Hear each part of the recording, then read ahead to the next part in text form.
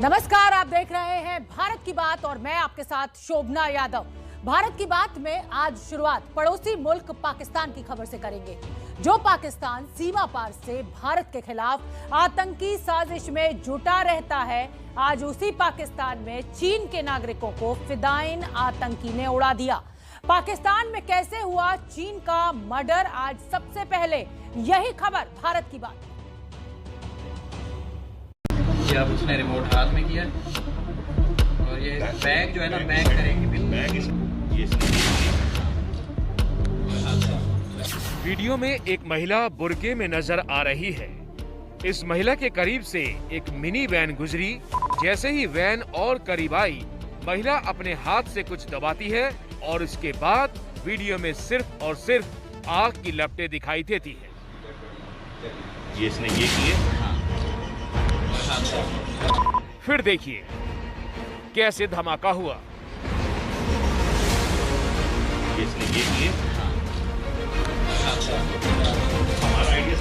तस्वीरें पाकिस्तान की कराची यूनिवर्सिटी की हैं, जहां ये धमाका हुआ वहीं की तस्वीरें आप देख रहे हैं।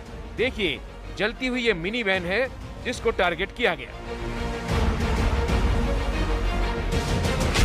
जानकारी के मुताबिक इस धमाके में मिनी बस में सवार 3 चीनी प्रोफेसर की मौत हुई है।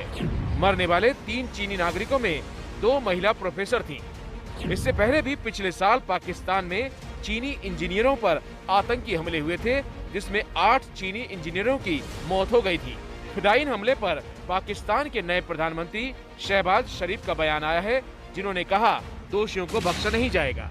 पाकिस्तानी मीडिया के मुताबिक हमले की जिम्मेदारी एक बलोच संगठन ने ली है, जो पाकिस्तान में चीन की दखल का विरोध कर रहा है और पाकिस्तान की सरकार के खिलाफ भी मुहिम छेड़े हुए है। तो कराची में चीनी नागरिकों पर हुए हमले की जिम्मेदारी बलूचिस्तान लिबरेशन आर्मी ने ली है। बड़ी बात यह है कि BLA की तरफ से पहली बार शारी बलोच नाम की महिला ने सुसाइड अटैक किया है। शारी बलोच ने कराची यूनिवर्सिटी से ही MPhil तक की पढ़ाई की है। तो चलिए भारत की बात में आगे बढ़ते हैं और बात नोएडा की करेंगे, जहां एक हाई प्रोफाइल पब में बाउंसर्स की गुंडागर्दी का मामला सामने आया है। महज 500 रुपए के लिए शुरू हुई बहस हाथापाई में बदल गई और बाउंसर्स ने ब्रजेश नाम के एक युवक को इतना पीटा कि इलाज से पहले ही उसकी मृत्यु हो गई।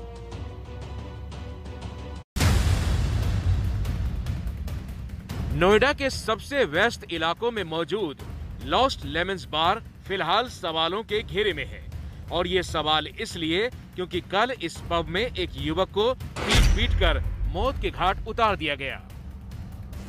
नोएडा के गार्डन गैलेरिया मॉल में बने लॉस्ट लेमन पब में सोमवार रात को अपने दोस्तों के साथ पार्टी करने आए एक युवक की पीट कर हत्या कर दी गई और आरोप लगा है लॉस्ट लेमन के ही स्टाफ और बाउंसर्स पर। ब्रजेश नाम का ये शख्स कल रात इसी लॉस्ट लेमन्स बार में अपने साथियों के साथ पहुंचा था। करीब 11 बजे बिल को लेकर ब्रजेश की पब के स्टाफ से कहासुनी हो गई। दोनों पक्षों के बीच विवाद इतना बढ़ गया कि हाथापाई की नौबत आ गई और उसके बाद ब्रजेश और उसके साथियों के साथ बार में मौजूद बाउंसर्स ने मारपीट की। इन बाउंसर्स को क्यों रखा जाता है? सिचुएशन को हैंडल करने के लिए, जो भीड़ आती है, जो लोग आते हैं, उनको कंट्रोल करने के लिए, लेकिन उनके साथ मारपिटाई करने का किसी तरह का कोई अधिकार नहीं होता। झगड़ा हुआ था तो पुलिस को बुलाना चाहिए था, लेकिन लगता है खुद ही मामले का निपटारा करना चाहते थे और उसकी वजह बनी एक शख्स की जान चली गई। बाउंसर्स की बेरहम पिटाई से ब्रजेश को गंभीर चोट आई। उनके साथियों ने उन्हें अस्पताल में भर्ती कराया, लेकिन तब तक काफी देर हो चुकी थी। ब्रजेश ने इलाज से पहले ही दम तोड़ दिया। ब्रजेश की मौत की खबर के बाद पुलिस एक्शन में आई। 5 से ज्यादा आरोपियों को गिरफ्तार किया गया है और बाकी जो स्टाफ थे, स्टाफ को हम लोगों ने राउंड अप किया है। 16 लोग हमारे पास हैं और उसमें से 8-9 लोगों की इन्वॉल्वमेंट अब तक हमारे पास एविडेंस के आधार पे क्लियर हुई है। उनके खिलाफ हम कार्रवाई कर रहे हैं। PMO की कार्रवाई चल रही है और हम लोग बाकी ओवरऑल जितने सारे एविडेंसेस हैं सबको ऐसी तरह से वेरीफाई करेंगे। नोएडा के पोश इलाके में हत्या की घटना से लखनऊ में भी सियासी सवाल खड़ा हो गया है। समाजवादी पार्टी कानून व्यवस्था पर योगी सरकार से सवाल पूछ रही है। उत्तर प्रदेश में ऐसा लग रहा कानून व्यवस्था नाम की कोई चीज है ही नहीं, जंगल राज चल रहा हो। प्रयागराज में एक परिवार के 5 लोगों की हत्या हो जाती है। मेरठ में रोड पे सरेआम चाकू से गोद के एक व्यक्ति को मार डाला जाता है। नोएडा के पब में एक लड़का जाता है तो बिल पे झगड़ा होता है, उसके बाद उसकी मौत हो जाती है। कमाल है, कहीं भी कोई किसी को मार सकता है, कानून नाम की कोई चीज है ही नहीं। इससे ज्यादा शर्म की बात किसी भी सरकार के लिए नहीं हो सकती। विपक्ष सरकार पर सवाल उठा रहा है, लेकिन पुलिस दावा कर रही है कि किसी भी दोषी को बख्शा नहीं जाएगा। लेकिन परिवार में ब्रजेश की कमी को कौन भर पाएगा, इस सवाल का जवाब कोई नहीं दे रहा। तो भारत की बात में अगली खबर जम्मू कश्मीर से जुड़ी हुई है। 2 दिन पहले 24 अप्रैल को प्रधानमंत्री मोदी पंचायत प्रतिनिधियों से संवाद के लिए जम्मू के पल्ली गांव पहुंचे थे। पल्ली से कुछ किलोमीटर दूरी एक धमाका हुआ था, आपको अच्छी तरह याद होगा। और अब जांच एजेंसियां पाकिस्तान के एंगल से इस धमाके की जांच में जुटी हुई हैं। क्या विकास की बयार से बौखला गया है पाकिस्तान? पीएम के दौरे से पहले पाकिस्तान ने रची धमाके वाली साजिश। तस्वीरें 2 दिन पुरानी हैं, जब 24 अप्रैल को पंचायती राज दिवस के मौके पर पीएम मोदी जम्मू के पल्ली गांव पहुंचे थे। पीएम के रैली से कुछ ही घंटे पहले पल्ली गांव से करीब 7-8 किलोमीटर दूर धमाका हुआ था। और अब जब जम्मू कश्मीर पुलिस इस धमाके की जांच में जुटी तो साजिश के तार पाकिस्तान तक पहुंच गए। एबीपी न्यूज से जम्मू कश्मीर पुलिस के डीजीपी दिलबाग सिंह ने यह कहा है कि इस धमाके की जांच का दायरा बढ़ा दिया गया है और अब जो एजेंसियां हैं वो इस बात की भी जांच कर रही है कि कहीं ये धमाका ड्रोन द्वारा पाकिस्तान के भेजे गए विस्फोटकों से ना हुआ हो, क्योंकि इससे पहले भी जम्मू एयरफोर्स स्टेशन पर पाकिस्तान ऐसी हिमाकत कर चुका है। ऐसे में जम्मू कश्मीर पुलिस हर एक एंगल को खंगाल रही है कि ये धमाका हुआ तो हुआ कैसे। धमाके के बाद जम्मू कश्मीर पुलिस ने पहले अपने बयान में दावा किया था कि यह धमाका बिजली गिरने या उल्कापिंड गिरने से हुआ है। जम्मू कश्मीर पुलिस के साथ साथ सेना और एनआईए भी इस धमाके की जांच में जुटी है। तो चलिए आगे बढ़ते हैं और बात अब बुलडोजर की कर लेते हैं, जो उत्तर प्रदेश, मध्य प्रदेश, दिल्ली होते हुए अब गुजरात पहुंच गया है। गुजरात के जिस साबरकांठा में रामनवमी के दिन हिंसा भड़की थी, आज वहां नगर पालिका का बुलडोजर चला।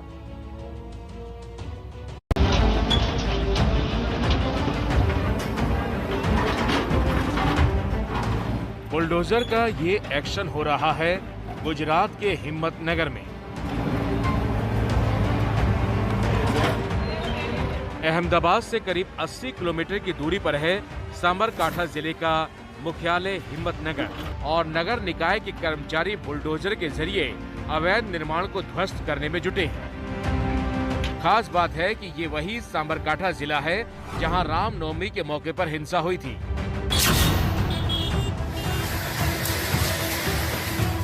और अब हिंसा के 15 दिन बाद नगर पालिका की ओर से अतिक्रमण हटाने की कार्रवाई की जा रही है। इन तस्वीरों को देखकर आप समझ गए होंगे कि कैसे लोगों ने सरकारी जमीन पर कब्जा किया था और कैसे सालों से नियमों की अनदेखी कर अवैध तरीके से निर्माण कर रखा था। देश में बुलडोजर का दौर चल रहा है तो हिम्मतनगर में कब्जे की हिमाकत करने वालों को नगर पालिका ने कानून की हिम्मत का एहसास कराया है।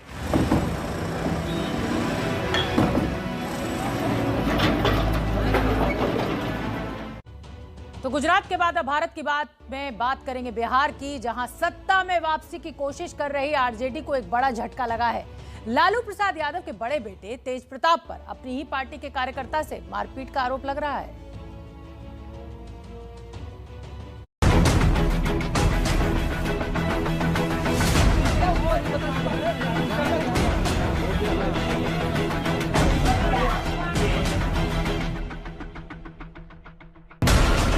इफ्तार पार्टी के मौके पर बिहार के सीएम नीतीश कुमार की बगल में बैठे ये हैं लालू के लाल तेज प्रताप और तेजस्वी।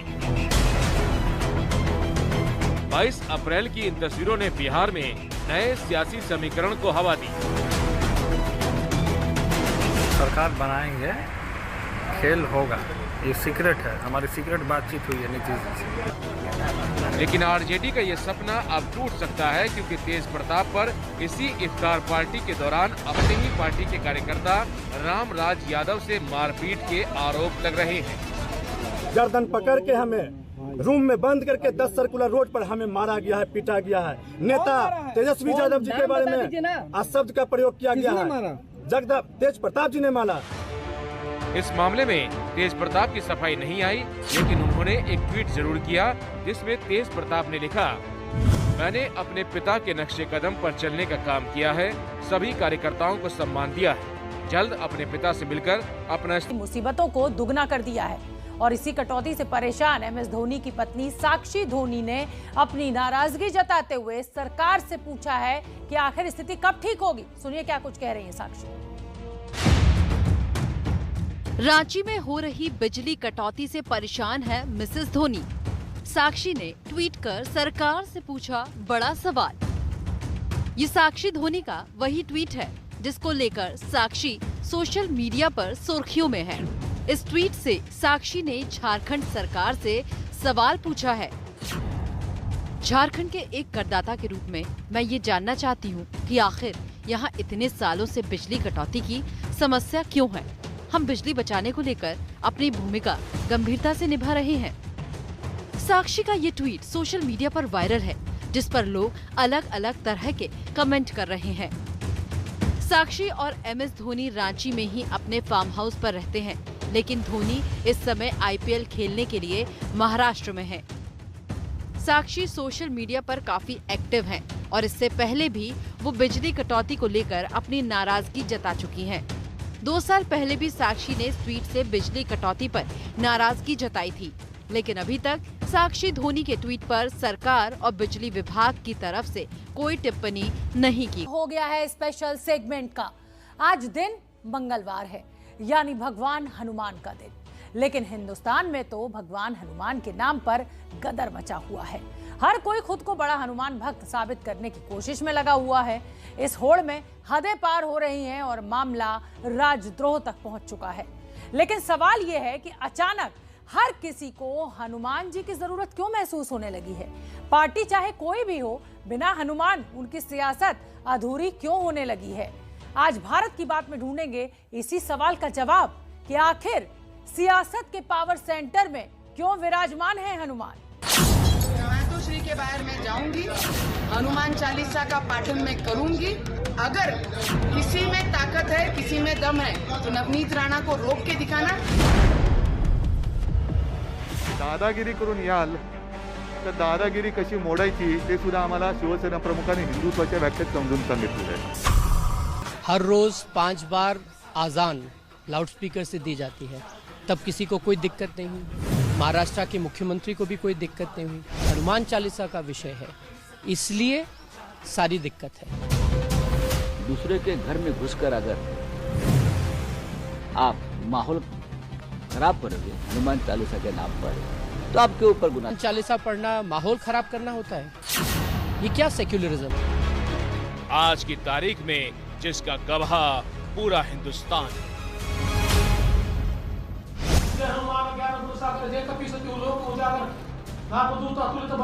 अंजनी पुत्र पवन सुत नामा महावीर विक्रम बजरंगी कुमति निवार स्मृति के संगी कंचन बरन विराज सुबेसा कानन कुंडल कुंचित केसा हाथे ध्वज बजा विराजे कांधे भुज जनेऊ साजे।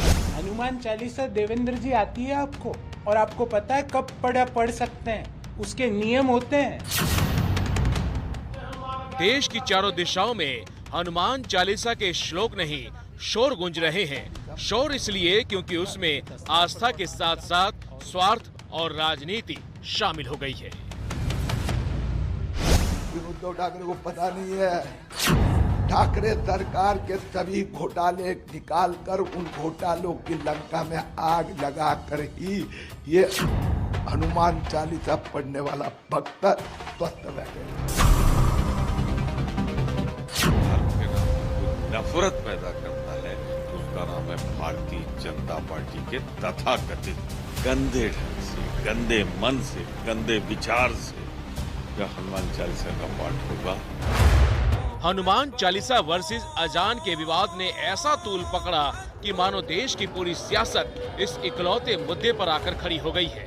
जिद इस बात की कि लाउड स्पीकर पर आवाज किसकी गूंजेगी, अजान की या फिर हनुमान चालीसा की। ये जिद बाला साहेब ठाकरे के भतीजे और महाराष्ट्र नवनिर्माण सेना के प्रमुख राज ठाकरे ने शुरू की थी। राज ठाकरे ने महाराष्ट्र सरकार को 3 मई तक मस्जिदों से लाउडस्पीकर हटवाने की चेतावनी दी थी। पण आज 12 तारीख आहे, 12 ते 3 मे महाराष्ट्रातल्या सगळ्या मशिदींवरच्या मौलवींशी तुम्ही त्यांना बोलवून घ्या, त्यांना सांगा सर्व मशिदींवरचे लाऊडस्पीकर हे उतरले गेले पाहिजेत, खाली आले पाहिजेत। 3 तारखेनंतर तुम्हाला कोणताही त्रास आमच्याकडनं होणार। मराठी मानुष की राजनीति करने वाले राज ठाकरे ने कट्टर हिंदुत्व की लाइन पर आगे बढ़ते हुए ये कहा था कि अगर मस्जिदों से लाउडस्पीकर नहीं हटे तो उनकी पार्टी के कार्यकर्ता मस्जिदों के बाहर हनुमान चालीसा का पाठ करेंगे। राज ठाकरे की इस चेतावनी के बाद मथुरा से लेकर काशी तक लाउडस्पीकर पर हनुमान चालीसा बजती और सुनाई देने लगी, लेकिन इस मुद्दे को राज ठाकरे से छीनने का काम किया अमरावती की निर्दलीय सांसद नवनीत राणा ने। मातोश्री के बाहर मैं जाऊंगी, हनुमान चालीसा का पाठन मैं करूंगी। अगर किसी में ताकत है, किसी में दम है, तो नवनीत राणा को रोक के दिखाना। नवनीत राणा ने उद्धव सरकार के घर के बाहर हनुमान चालीसा पढ़ने की चुनौती दी थी। नवनीत मातोश्री के बाहर तो चालीसा नहीं पढ़ पाई, लेकिन राजद्रोह के आरोप में पति के साथ 14 दिन के लिए जेल जरूर पहुंच गई। नवनीत राणा जेल पहुंच चुकी हैं और गिरफ्तारी के बाद सीएम उद्धव ठाकरे ने कड़े शब्दों में कहा कि कोई उन्हें ना तो दादागिरी दिखाए और ना हिंदुत्व का पाठ पढ़ाए। जिकडे हनुमान चालीसा असेल पढ़ा, रामदास स्वामींनी सुद्धा मारुती स्तोत्र लिहून ठेवले, अप्रतिम आहे। भीमरूपी महारुद्रा, ते भीमरूप आणि महारुद्र काय असतं ते शिवसेना जर तुम्ही अंगावर आला तर दाखवायला कमी पडणार नाही, कारण आमचं हिंदुत्व हे हनुमानाच्या गदेसारखं गदाधारी आहे। या घरी यायचे या, पण दादागिरी करून याल तर दादागिरी कशी मोडायची ते सुद्धा आम्हाला शिवसेना प्रमुखांनी हिंदुत्वाच्या व्याख्येत समजून सांगितलेलं आहे।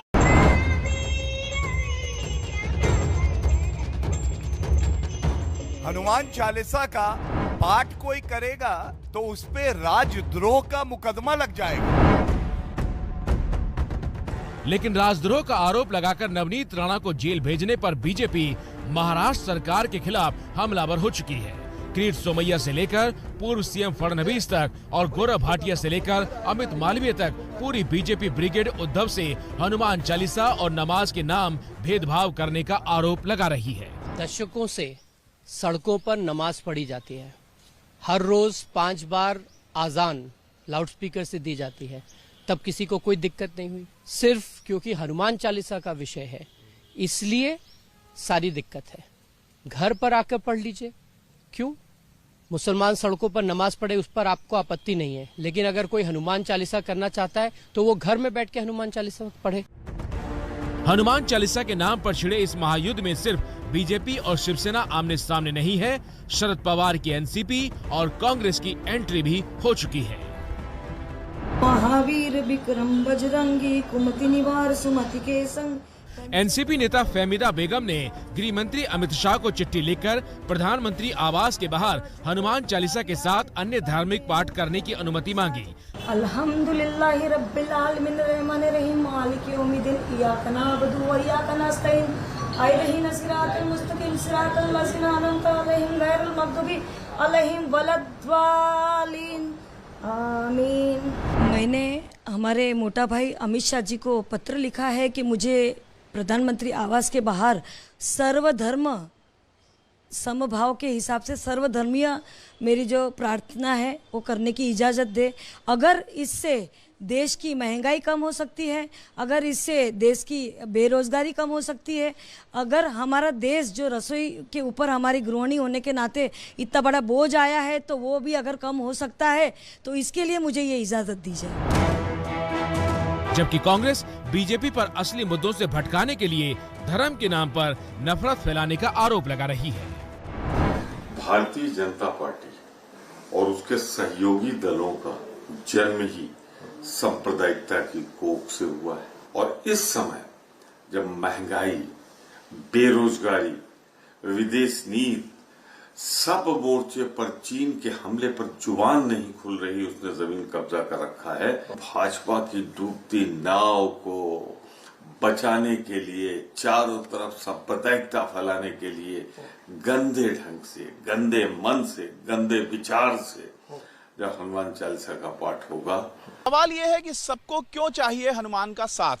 तो जवाब सीधा सा है कि पार्टियां उसी मुद्दे पर फोकस करती हैं जिससे उन्हें राजनीतिक तौर पर सबसे ज्यादा फायदे की उम्मीद हो, और पार्टियों के लिए फायदा मतलब वोट। देश के अलग अलग राज्यों में भगवान हनुमान का नाम सुनाई दे रहा है, क्योंकि 2024 के लोकसभा चुनाव से पहले मुंबई से लेकर गुजरात तक चुनाव की लंबी लाइन है। अगले कुछ महीनों में मुंबई नगर निगम के चुनाव होने वाले हैं। दिल्ली नगर निगम के चुनाव भी इसी साल होने हैं। इसी साल के आखिर में नवंबर दिसंबर में गुजरात और हिमाचल प्रदेश में विधानसभा चुनाव हैं। अगले साल मई महीने में कर्नाटक में चुनाव हैं, जबकि अगले साल के आखिर में नवंबर और दिसंबर में मध्य प्रदेश, राजस्थान, छत्तीसगढ़, मिजोरम और तेलंगाना में चुनाव होने हैं। अब आप कहेंगे कि चुनाव से बजरंग बली का क्या रिश्ता है? रिश्ता है और बड़ा मजबूत रिश्ता है। चुनाव और हनुमान के रिश्ते की झलक 2018 में राजस्थान चुनाव के वक्त मिली थी, जब योगी वहां प्रचार करने पहुंचे थे।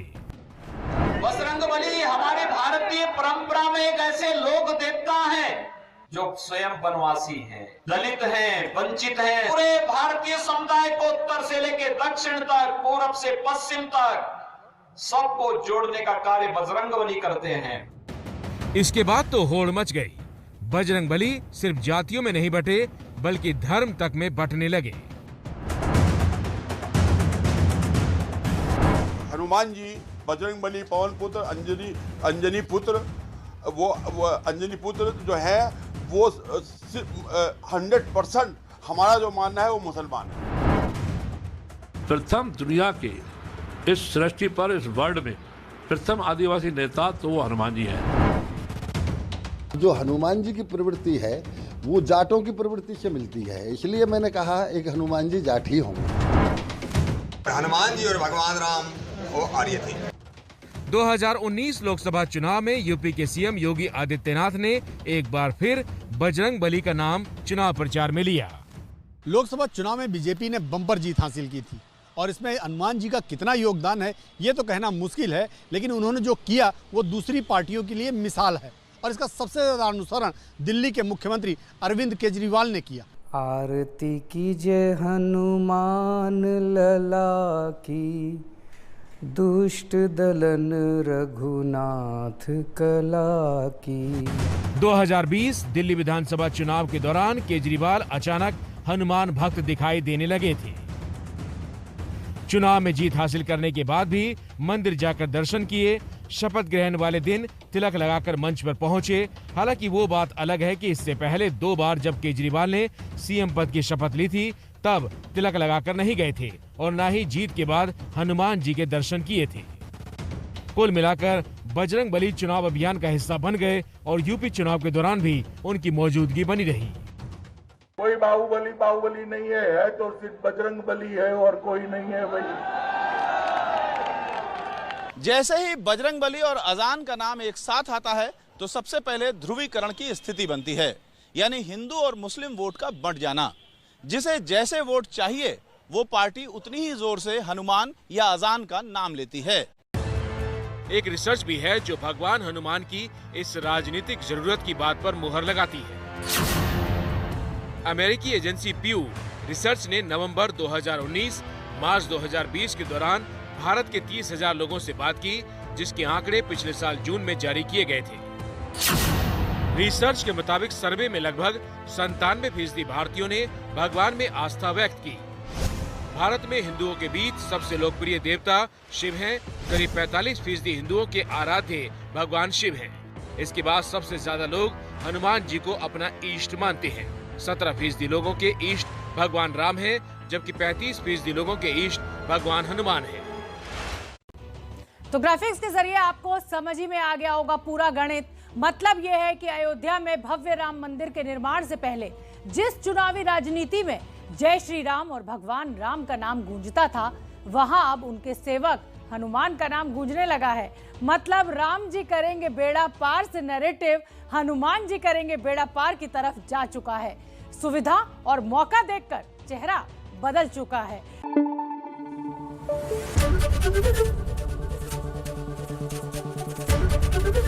एबीपी न्यूज आपको रखे आगे।